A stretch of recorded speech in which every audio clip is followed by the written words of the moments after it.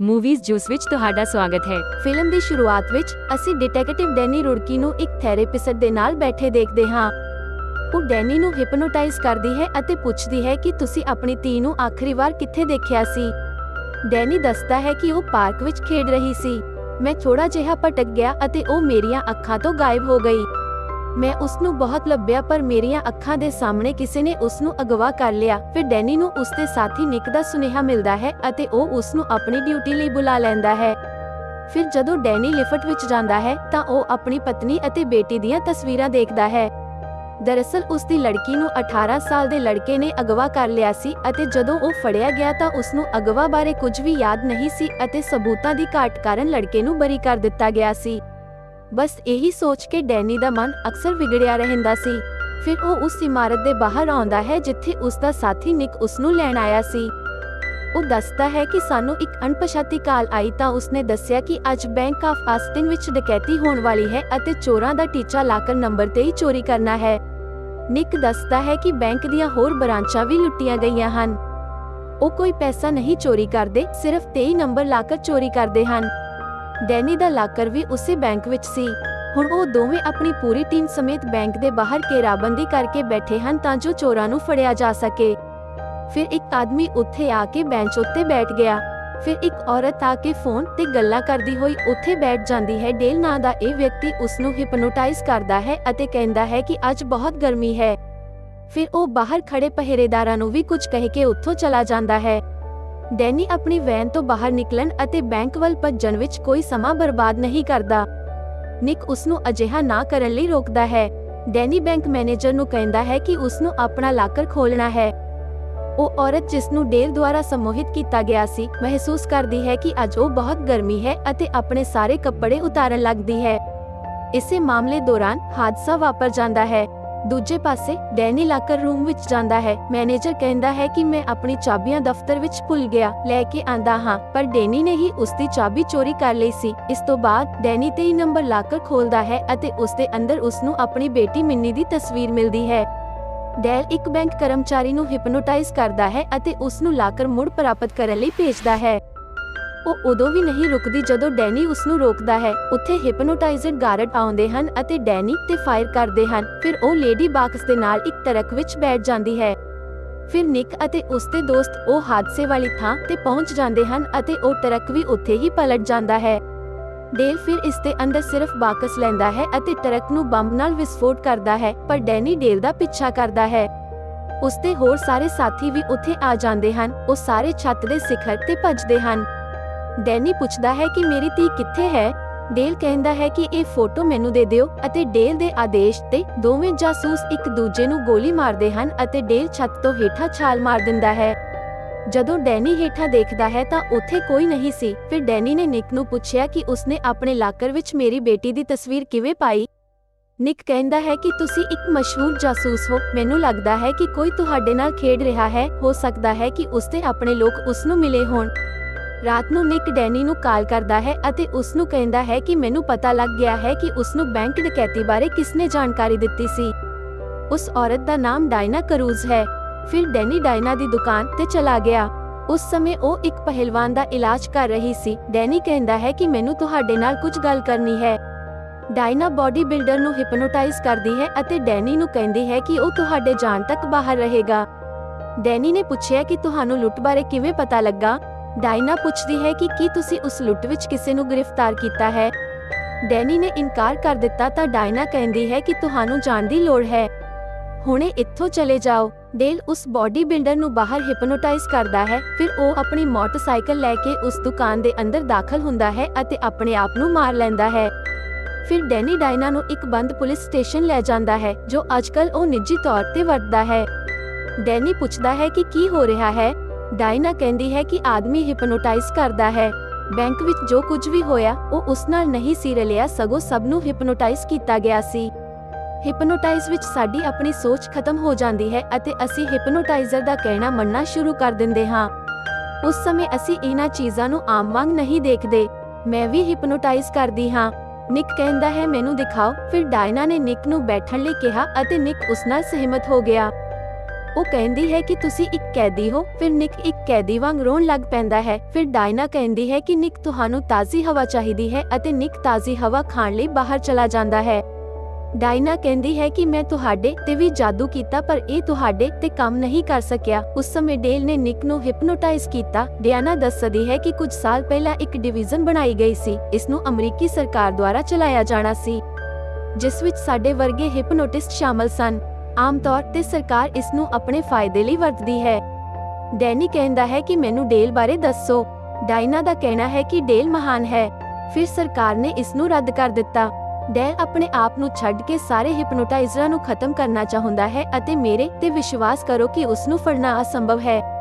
ਇਸ ਵਿੱਚ ਉੱਥੇ ਲਾਈਟ ਬੰਦ ਹੋ ਜਾਂਦੀ ਹੈ। ਨਿਕ ਉੱਥੇ ਆਇਆ। ਡਾਇਨਾ ਦੱਸਦੀ ਹੈ ਕਿ ਡੇਲ ਨੇ ਉਸ ਨੂੰ ਹਿਪਨੋਟਾਈਜ਼ ਕੀਤਾ ਹੈ ਅਤੇ ਮੈਂ ਇੰਨੀ ਤਾਕਤਵਰ ਨਹੀਂ ਹਾਂ ਕਿ ਉਸ ਦੇ ਹਿਪਨੋਟਾਈਜ਼ ਨੂੰ ਤੋੜ ਸਕਾਂ। ਡੈਨੀ ਉਸ ਨੂੰ ਰੁਕਣ ਲਈ ਕਹਿੰਦਾ ਹੈ ਅਤੇ ਜਦੋਂ ਉਹ ਨਹੀਂ ਰੁਕਦਾ ਤਾਂ ਡੈਨੀ ਨੇ ਉਸ ਦੀ ਲੱਤ ਵਿੱਚ ਗੋਲੀ ਮਾਰ ਦਿੱਤੀ। ਪਰ ਉਹ ਕਿਸੇ ਵੀ ਤਰੀਕੇ ਨਾਲ ਡਾਇਨਾ ਨੂੰ ਮਾਰਨਾ ਚਾਹੁੰਦਾ ਸੀ। ਡੈਨੀ ਨੇ ਉਸ ਨੂੰ ਹੱਥਕੜੀ ਲਗਾ ਦਿੱਤੀ ਪਰ ਨਿਕ ਨਹੀਂ ਰੁਕਦਾ ਅਤੇ ਆਪਣੀ ਬਾਂਹ ਤੋੜਨ ਦੀ ਕੋਸ਼ਿਸ਼ ਕਰਦਾ ਹੈ। ਡਾਇਨਾ ਜਾਣਦੀ ਸੀ ਕਿ ਇਹ ਰੁਕਣ ਵਾਲਾ ਨਹੀਂ ਹੈ, ਇਸ ਲਈ ਉਸਨੇ ਉਸ ਨੂੰ ਗੋਲੀ ਮਾਰ ਦਿੱਤੀ। ਡੈਨੀ ਨੂੰ ਆਪਣੇ ਸਾਥੀ ਦੀ ਮੌਤ ਦਾ ਬਹੁਤ ਅਫਸੋਸ ਹੈ। ਹੁਣ ਉਹ ਦੋਵੇਂ ਪੁਲਿਸ ਤੋਂ ਛੁਪ ਰਹੇ ਸਨ ਕਿਉਂਕਿ ਉਹ ਡਾਇਨਾ ਦੀ ਇੱਕ ਗਲਤੀ ਕਾਰਨ ਅਪਰਾਧੀ ਬਣ ਗਏ ਸਨ। ਉਹ ਇੱਕ ਰੈਸਟੋਰੈਂਟ ਵਿੱਚ ਬੈਠੇ ਹਨ ਅਤੇ ਡੈਨੀ ਕਹਿੰਦਾ ਹੈ ਕਿ ਉਹ ਮੇਰੀ ਧੀ ਦੀ ਫੋਟੋ ਲੈਣ ਲਈ ਬੈਂਕ ਆਇਆ ਸੀ। ਮੈਨੂੰ ਨਹੀਂ ਪਤਾ ਕਿ ਉਹ ਇਸ ਨਾਲ ਕੀ ਕਰੇਗਾ। ਉੱਥੇ ਪੁਲਿਸ ਵਾਲਾ ਆ ਜਾਂਦਾ ਹੈ ਤੇ ਆਪਣੀ ਬੰਦੂਕ ਕੱਢਣ ਦੀ ਕੋਸ਼ਿਸ਼ ਕਰਦਾ ਹੈ ਪਰ ਡਾਇਨਾ ਨੇ ਉਸ ਨੂੰ ਸੰਮੋਹਿਤ ਕਰ ਲਿਆ। ਫਿਰ ਉਸਨੇ ਆਪਣੇ ਸਾਥੀਆਂ ਦੱਸਿਆ ਕਿ ਉਸਨੇ ਦੋਵਾਂ ਨੂੰ ਦੱਖਣ ਵੱਲ ਜਾਂਦੇ ਹੋਏ ਦੇਖਿਆ। ਜਿਵੇਂ ਹੀ ਡੈਨੀ ਅਤੇ ਡਾਇਨਾ ਜਾਣ ਲੱਗੇ, ਡੇਲ ਦੀ ਆਵਾਜ਼ ਪੁਲਿਸ ਵਾਲੇ ਦੇ ਵਾਕੀ ਟਾਕੀ ਤੇ ਵੱਜੀ। ਉਹ ਕਹਿੰਦਾ ਹੈ ਕਿ ਮੈਨੂੰ ਪਤਾ ਹੈ ਕਿ ਤੁਸੀਂ ਦੋਵੇਂ ਉੱਥੇ ਹੋ। ਫਿਰ ਉਹ ਬਾਹਰ ਜਾ ਕੇ ਦੇਖਦਾ ਹੈ ਕਿ ਡੇਲ ਦੋ ਪੁਲਿਸ ਵਾਲਿਆਂ ਨਾਲ ਖੜਾ ਹੈ। ਡੈਨੀ ਉੱਥੋਂ ਭੱਜ ਜਾਂਦਾ ਹੈ ਅਤੇ ਉਹ ਉਸ ਦਾ ਪਿੱਛਾ ਕਰਨਾ ਸ਼ੁਰੂ ਕਰ ਦਿੰਦੇ ਹਨ। ਡੈਨੀ ਰੇਲਵੇ ਟਰੈਕ ਵੱਲ ਭੱਜਦਾ ਹੈ ਅਤੇ ਰੇਲ ਗੱਡੀਆਂ ਦੇ ਪਿੱਛੇ ਲੁਕਣ ਦੀ ਕੋਸ਼ਿਸ਼ ਕਰਦਾ ਹੈ ਪਰ ਡੈਨੀ ਲਈ ਹਰ ਜਗ੍ਹਾ ਲੁਕਣਾ ਮੁਸ਼ਕਲ ਹੋ ਜਾਂਦਾ ਹੈ। ਡੈਨੀ ਨੂੰ ਇਹ ਅਹਿਸਾਸ ਹੁੰਦਾ ਹੈ ਕਿ ਡੇਲ ਨੇ ਉਸ ਨੂੰ ਹਿਪਨੋਟਾਈਜ਼ ਕਰਨ ਦੀ ਕੋਸ਼ਿਸ਼ ਕੀਤੀ ਹੈ ਕਿਉਂਕਿ ਉਸ ਨੂੰ ਸਭ ਕੁਝ ਅਜੀਬ ਲੱਗਦਾ ਹੈ। ਇਸੇ ਦੌਰਾਨ ਦੋ ਹੋਰ ਪੁਲਿਸ ਵਾਲੇ ਉੱਥੇ ਆਉਂਦੇ ਹਨ ਅਤੇ ਡੈਨੀ ਨੂੰ ਮਾਰਨ ਹੀ ਲੱਗੇ ਸਨ ਕਿ ਡਾਇਨਾ ਉੱਥੇ ਆ ਜਾਂਦੀ ਹੈ। ਇਸ ਦੌਰਾਨ ਡੇਲ ਗਾਇਬ ਹੋ ਜਾਂਦਾ ਹੈ ਅਤੇ ਡਾਇਨਾ ਡੈਨੀ ਨੂੰ ਆਪਣੇ ਟਰੱਕ ਵਿੱਚ ਪਾ ਕੇ ਚਲੀ ਜਾਂਦੀ ਹੈ। ਡਾਇਨਾ ਦੱਸਦੀ ਹੈ ਕਿ ਜਦੋਂ ਕੋਈ ਤੁਹਾਨੂੰ ਹਿਪਨੋਟਾਈਜ਼ ਕਰਦਾ ਹੈ ਤਾਂ ਤੁਹਾਡਾ ਮਨ ਉਹੀ ਕਰਨ ਲਈ ਤਿਆਰ ਹੋ ਜਾਂਦਾ ਹੈ ਜੋ ਹਿਪਨੋਟਿਕ ਚਾਹੁੰਦਾ ਹੈ। ਪਰ ਤੁਹਾਡੀ ਗੱਲ ਵੱਖਰੀ ਹੈ। ਤੁਹਾਡੇ ਕੋਲ ਇੱਕ ਮਾਨਸਿਕ ਬਲਾਕ ਹੈ। ਇਹ ਇੱਕ ਅਜਿਹਾ ਲਾਕ ਹੈ ਜਿਸ ਨਾਲ ਤੁਹਾਡੇ ਦਿਮਾਗ ਨੂੰ ਕੋਈ ਕਾਬੂ ਨਹੀਂ ਕਰ ਸਕਦਾ। ਇਹ ਬਲਾਕ ਕਿਸੇ ਵੀ ਸੱਟ ਤੋਂ ਵੀ ਆ ਸਕਦਾ ਹੈ, ਭਾਵੇਂ ਇਹ ਤੁਹਾਡੇ ਦਿਮਾਗ ਤੇ ਹੋਵੇ ਜਾਂ ਤੁਹਾਡੇ ਦਿਲ ਤੇ। ਹੋ ਸਕਦਾ ਹੈ ਕਿ ਤੁਹਾਡੀ ਧੀ ਤੁਹਾਡਾ ਸਹਾਰਾ ਹੋਵੇ। ਮੈਂ ਤੁਹਾਨੂੰ ਸੰਮੋਹਿਤ ਨਹੀਂ ਕਰ ਸਕਦੀ ਪਰ ਡੇਲ ਕਰ ਸਕਦਾ ਹੈ।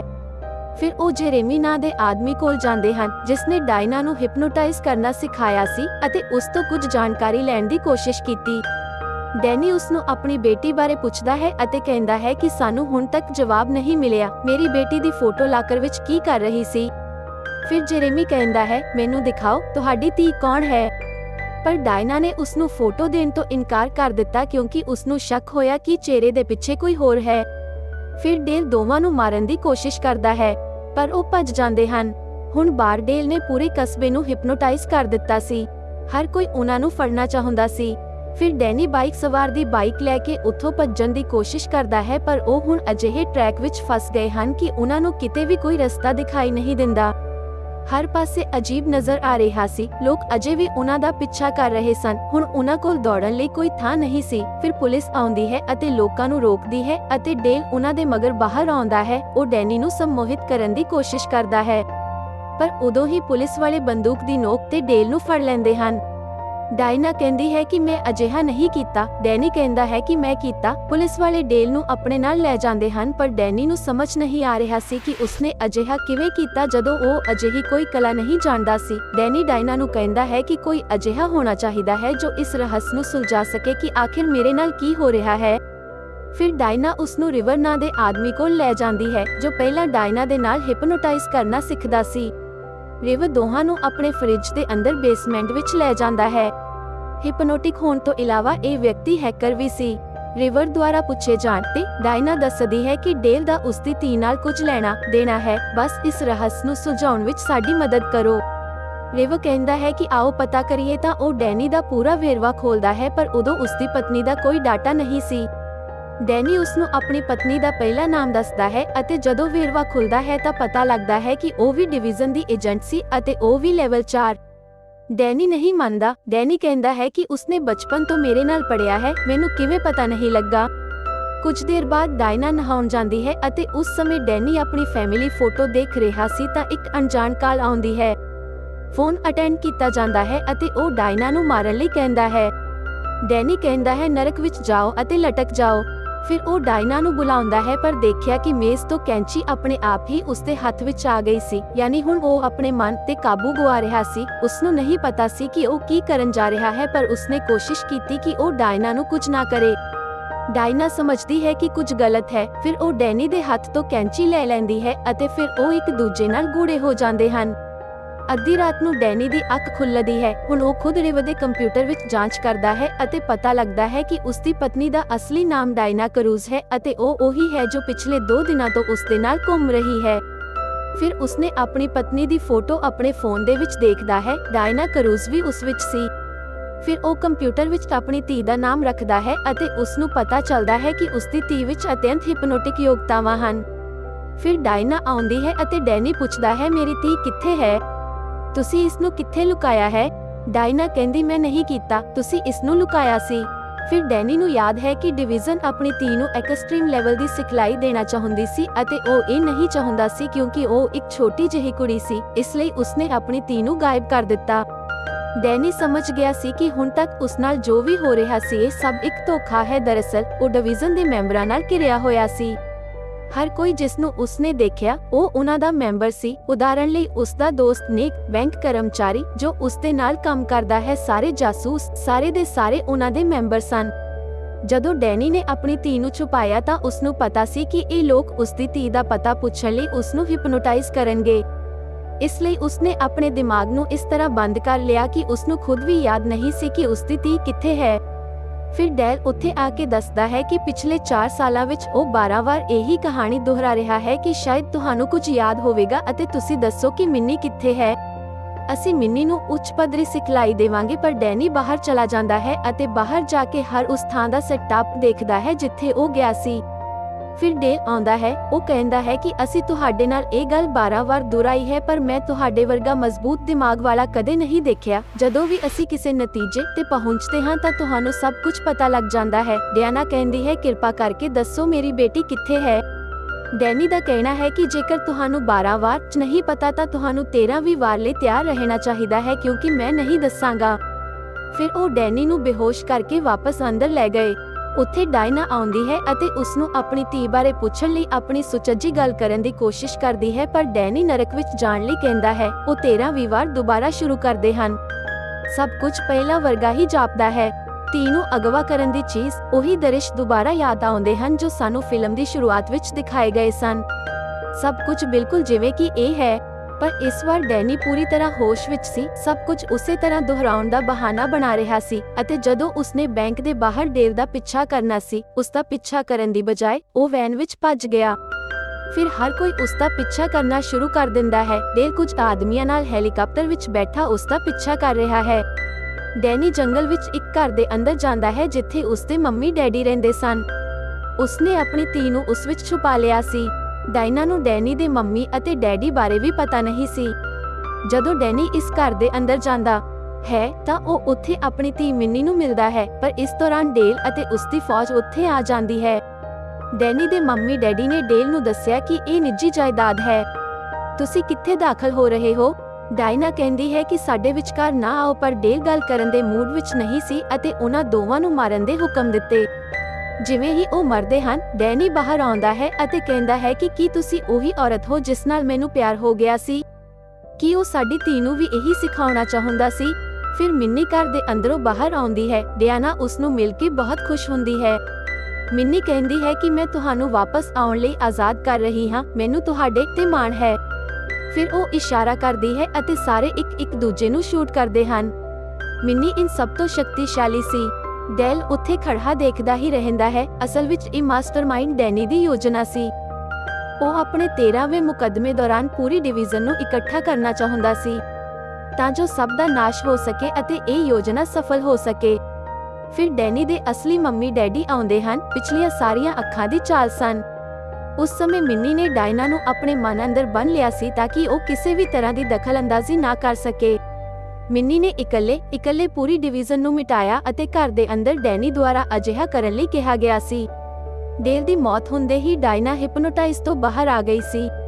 ਫਿਰ ਡੈਨੀ ਡਾਇਨਾ ਨੂੰ ਮਿਲਦਾ ਹੈ ਅਤੇ ਉੱਥੋਂ ਆਪਣੀ ਮੰਮੀ ਨਾਲ ਹੈਲੀਕਾਪਟਰ ਵਿੱਚ ਚਲਾ ਜਾਂਦਾ ਹੈ ਅਤੇ ਉਸਦੇ ਡੈਡੀ ਉੱਥੇ ਰੁਕ ਜਾਂਦੇ ਹਨ ਅਤੇ ਬਾਅਦ ਵਿੱਚ ਸਾਨੂੰ ਪਤਾ ਲੱਗਦਾ ਹੈ ਕਿ ਡੈਨੀ ਦੇ ਪਿਤਾ ਪਹਿਲਾਂ ਹੀ ਮਰ ਚੁੱਕੇ ਸਨ ਅਤੇ ਡੇਲ ਡੈਨੀ ਦੇ ਪਿਤਾ ਦੀ ਆੜ ਵਿੱਚ ਜ਼ਿੰਦਾ ਸੀ। ਤੇ ਇਸ ਨਾਲ ਫਿਲਮ ਖਤਮ ਹੁੰਦੀ ਹੈ। ਇਸ ਤਰ੍ਹਾਂ ਦੇ ਹੋਰ ਵੀਡੀਓਜ਼ ਲਈ ਚੈਨਲ ਨੂੰ ਸਬਸਕ੍ਰਾਈਬ ਕਰੋ, ਨੋਟੀਫਿਕੇਸ਼ਨ ਔਨ ਕਰੋ ਅਤੇ ਵੀਡੀਓ ਨੂੰ ਲਾਈਕ ਕਮੈਂਟ ਕਰੋ। ਦੇਖਣ ਲਈ ਧੰਨਵਾਦ।